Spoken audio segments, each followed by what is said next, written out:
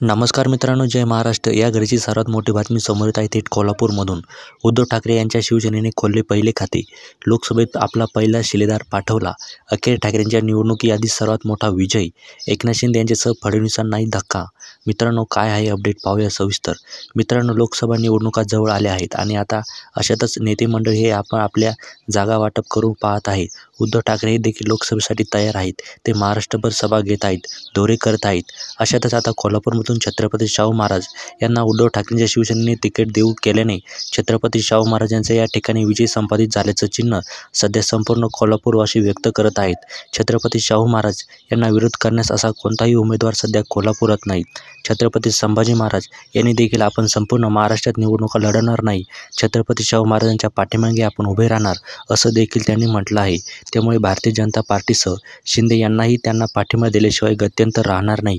त्यामुळे लोकसभेच्या निवडणुकी अगोदरच हा ठाकरेंचा विजय मानला जात आहे. मित्रांनो, यावर आपल्या प्रतिक्रिया नक्की व्यक्त करा. धन्यवाद. जय महाराष्ट्र.